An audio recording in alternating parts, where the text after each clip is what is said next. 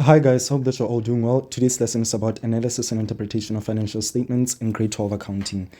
Guys, this is a very approachable topic. I hope that you guys are from the grade 12 question paper structure video where I tell you guys all the different topics that you should expect in paper 1 as well as paper 2. So I told you guys that the fourth topic in paper 1 is financial indicators and interpretation of financial statements. We also have the theory part where we have corporate governance, ethics, as well as audit reports, which could be from 35 to 45 marks. And this is a very easy topic in accounting, one of the most approachable topics. And you guys will see what I mean by that. Let's define the topic. So analysis and interpretation means using the financial information of a business to judge how well the business is performing and what its financial position looks like. You'll usually be given information from the income statement, balance sheet, as well as ratios, and you must calculate ratios and then interpret what they mean. Okay? Stay with me here. We have 5 major areas. We have profitability, liquidity, solvency, return, as well as financial risk or gearing. Let's start with profitability so I can show you how we solve this topic. So profitability, your textbook definition might be how efficient the company is in its normal operating activities. In simple terms, you need to ask yourself, is the business making enough profit? This is what we are dealing with here. To know this, we use the following related financial indicators. We have the percentage of gross profit on sales, percentage of net profit on sales, percentage of operating expenses on sales, percentage of operating profit on sales, as well as percentage of gross profit on cost of sales, which is your markup. They can either say markup or percentage of gross profit on sales. It's the exact same formula. So let's say that we are supposed to check a company's profitability and we want to use the gross profit on sales. And I'll also show you guys how we can remember the formula. So for the percentage of gross profit on sales, what you have to do is to know the formula. It's gross profit over sales, gross profit on sales. So the gross profit is on top of the sales, okay? Because you're looking for a percentage, you have to multiply it by 100. So that is the formula. From here, what do? You just substitute. You look at your figures. So let's say your gross profit is 100,000 Rand. And your sales is, let's say, 20,000 Rand. So we'll say gross profit, the 100,000 Rand, will be given the figure. Over sales, which is 20,000 Rand, you have to multiply it by 100. So 100,000 Rand over 20,000 Rand times 100 should give you 500%, because you multiply by 100, you're looking for the percentage. And that is all that you need to do. You need to look at your financial indicator, know the formula, and just substitute. You'll be given the figures. Now, the trick comes in where they don't give you, let's say you aren't given the gross profit. Okay? I'll teach you guys all the different formulae. You guys know that gross profit is sales minus cost of sales, because you've seen this multiple times in your income statement. So you know that your gross profit is sales minus cost of sales. So let's say your sales is 200,000 Rand and the cost of sales is 100,000 Rand. You'll say 200,000 Rand minus 100,000 Rand, you get your 100,000 Rand. So in some cases, you might have to calculate like this, get your gross profit, and then substitute it there. But that's not always the case. Sometimes it's just straightforward. But in case they give you these tricks, if you know the formula and if you know how to substitute, you will be good. And do you know what makes this topic easy? The formula or the formulae are written in your information sheet. Okay? We have grade 12 accounting financial indicator formula sheet. We calculated gross profit on sales. Can you guys see that here? We have your gross profit on sales. It's gross profit on sales times 100, gross profit over sales. So I'll teach you guys how to remember the formula without having to cram all these formulas. And then all you have to do is substitute, and then you'll get your answer. So you just have to look at these financial indicators, know the formula, and then substitute. That is how easy this topic is. So for this video, I just want to try a few examples, maybe under profitability, to show you how we can do these topics. And then I'll show you guys the tricks in the next few parts where if you don't have the gross profit, you have to calculate it like this. So this is a very approachable topic in accounting, as I've said. This is an easy way to get marks in paper 1. As I've said, if you know your corporate governance, I'll make a video on corporate governance right after this one. And if you know your ethics and audit reports, basically the theory part of paper 1, if you know all the topics, you could get about 40 marks just from knowing the general information without doing any heavy calculations. So let's start with all these different areas. Okay, I'll just take you through all these, and don't worry, you don't need to write anything right now.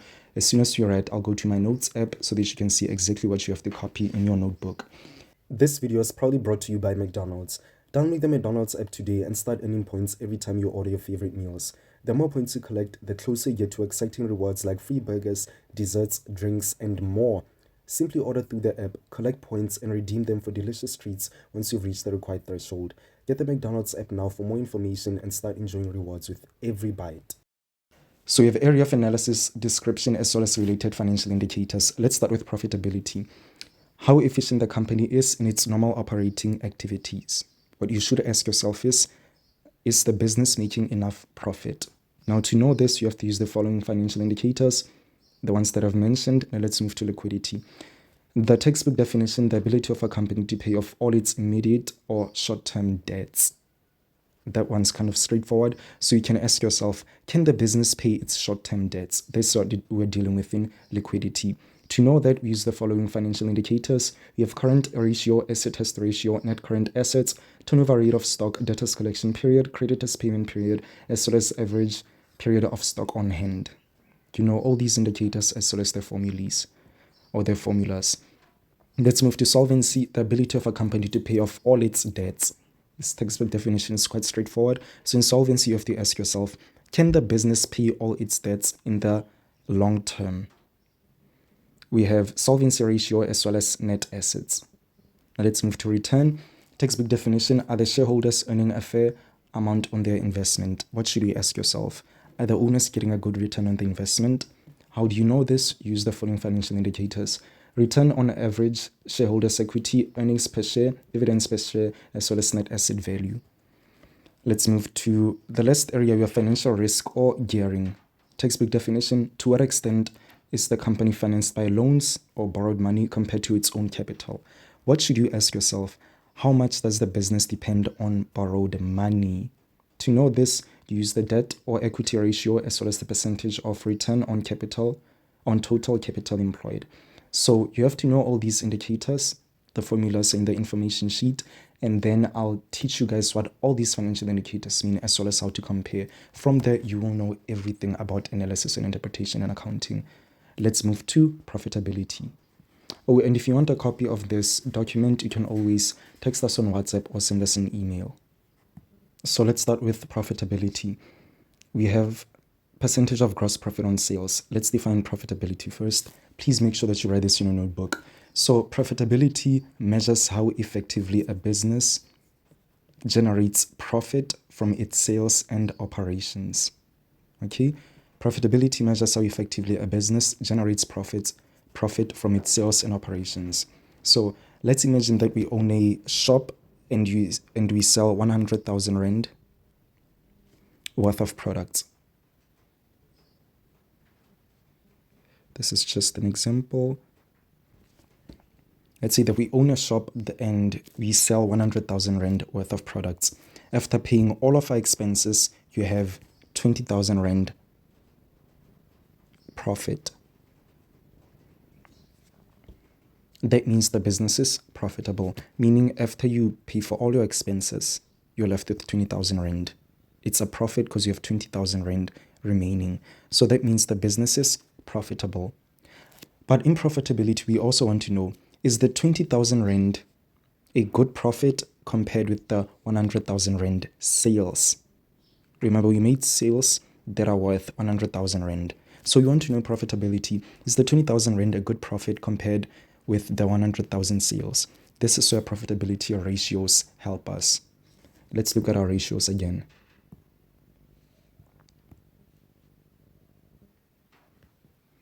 We have percentage of gross profit on sales, net profit on sales, operating expenses on sales, operating profit on sales, as well as gross profit on cost of sales. So let's start with gross profit on sales.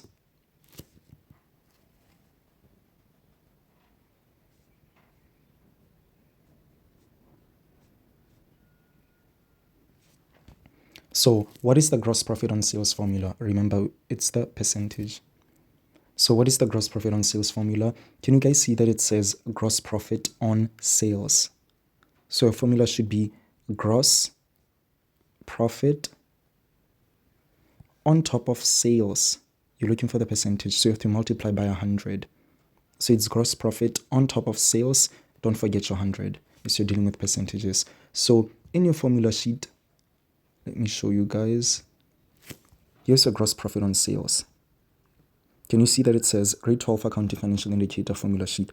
That is your gross profit on sales. So you just have to look at that formula. You can rewrite it in your answer sheet. Gross profit on sales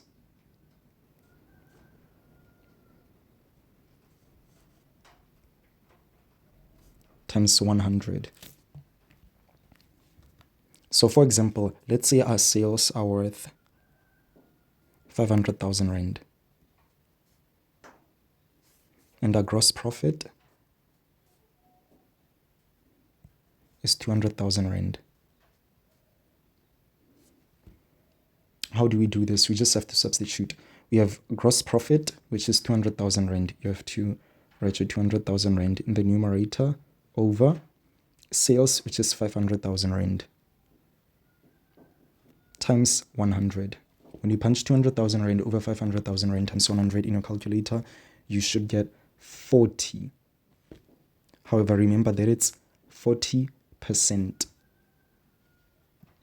What this means is that for every 100 sales, the business makes a 40 Rand gross profit. Okay? The 40% is telling you, this 40% tells you what portion of the sales is gross profit. Okay, I can write this down.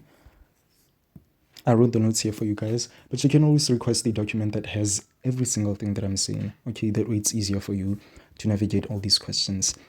For every 100 Rand of sales, the business makes 40 Rand gross profit. The remaining 60 Rand is the cost of goods sold. This 40% that we just calculated, the gross profit on sales, is telling you what portion of the sales is gross profit. What portion of the sales is gross profit. So you can try to say 500,000 Rand times the 40%, because it's gross profit on sales. 500,000 Rand times 40% gives you 200,000 Rand. So that is what we mean by gross profit on sales. Still under gross profit on sales, let's talk about what affects a gross profit percentage. All these points that I'm mentioning will be featured in the document, or you can just write as I speak. So a higher gross profit percentage can result from, let's say, increasing selling prices, decreasing the cost of sales, buying stock at cheaper prices, as well as obtaining better discounts from suppliers.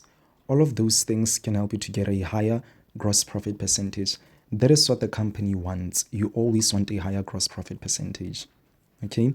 Now, a lower gross profit percentage can come from selling prices decreasing, the cost of sales increasing, buying stock at higher prices, giving customers large discounts, as well as theft or wastage of stock.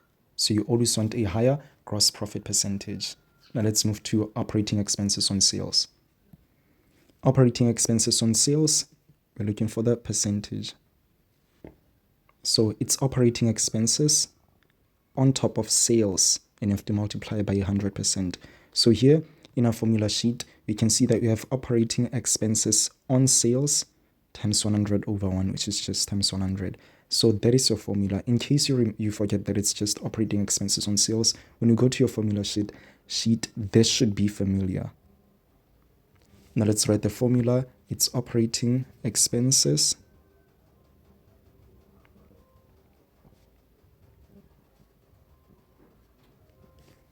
on top of sales times 100.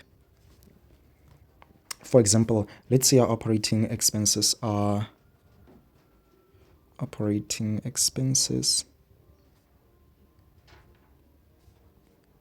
100,000 Rand. Okay. Then our sales, let's say 500,000 Rand. How do we substitute?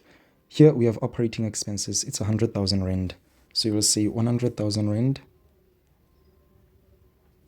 over your sales, which is 500,000 Rand, times 100.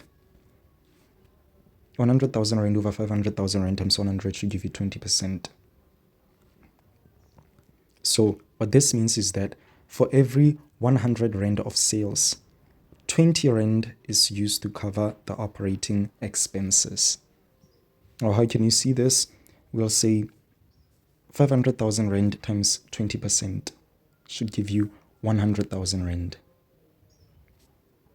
So what are examples of operating expenses? We have your salaries, rent, insurance, advertising, telephone, electricity, as well as depreciation. So generally, you always want lower operating expenses percentage. And you should know what your operating expenses are, as this will be helpful when it's time to do the income statement. Now let's move to net profit on sales. Net profit on sales, what's the formula? I always forget to add a percentage, but you should know that it's percentage. The formula is net profit on top of sales times 100. Let's say our net profit is 75,000 Rand, okay? And your sales are 500,000 Rand.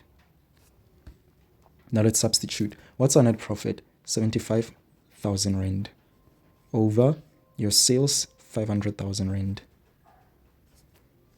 times 100. 75,000 Rand divided by 100 minus, 75,000 Rand divided by 500,000 Rand times 100 should give you 15. But you're looking for the percentage, so it's 15%. Meaning, for every 100 Rand of sales, the business makes 15 Rand net profit. Now, how can you check this? We can say 500,000 Rand times 15%. It should give you 75,000 Rand. This is important because it considers the business's expenses.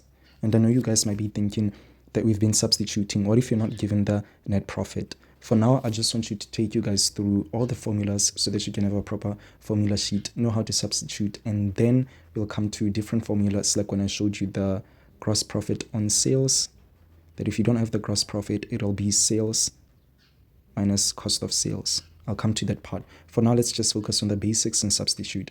I want you guys to take everything step by step and then move to such exam questions. Now let's move to comparing profitability. Exam questions will often give you 2 years. In this case, you have 2025 and 2026. We have gross profit percentage. In 2025, it was 40%. In 2026, it's 35%. We also have net profit percentage. In 2025, it's 12%. In 2026, you have 15%. So you need to be able to explain these changes. Let's start with gross profit. We went from 40% to 35%. It decreased by 5 points. Okay, this means the business is making less gross profit from every 100 Rand of sales. Now let's move to the net profit. We went from 12% to 15%. It increased by 3%. That means the business is keeping more profit for every 100 Rand of sales. And you should be able to investigate why. For example, let's say the gross profit decreased, but the net profit increased. This could indicate that the operating expenses were controlled or decreased. And that is what we'll do in analysis and interpretation in grade 12 accounting.